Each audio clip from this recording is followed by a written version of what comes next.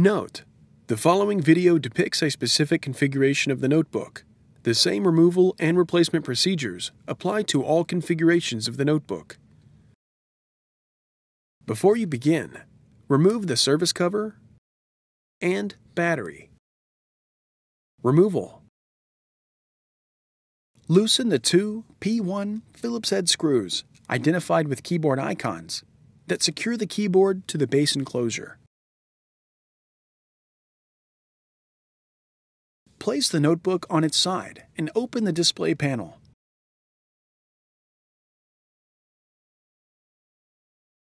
While supporting the notebook, insert a keyboard release tool into the opening in the base enclosure, identified with a keyboard icon, and gently press the keyboard to partially release it from the top cover.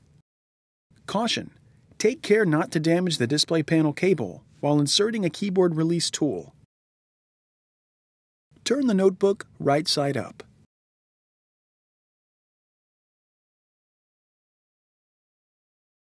Lift the rear edge of the keyboard and rotate the keyboard toward the front of the notebook until you have access to the point stick, keyboard, and keyboard backlight ribbon cable and ZIF connector. Caution: take care not to scratch the top cover. Using minimal force, lift the locking bar up on the keyboard backlight ZIF connector and disconnect the keyboard backlight ribbon cable from the system board.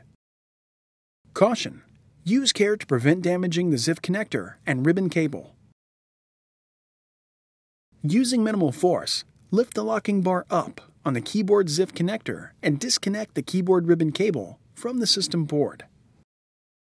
Caution: use care to prevent damaging the ZIF connector and ribbon cable.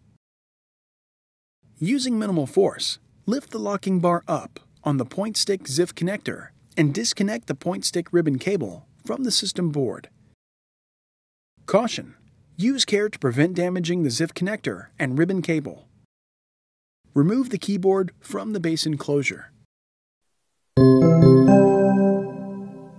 Replacement.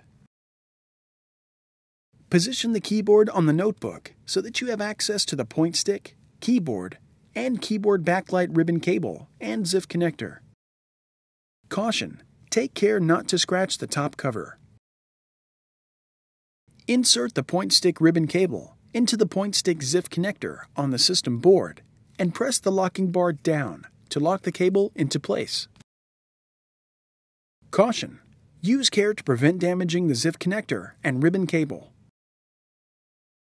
Insert the keyboard ribbon cable into the keyboard ZIF connector on the system board and press the locking bar down to lock the cable into place.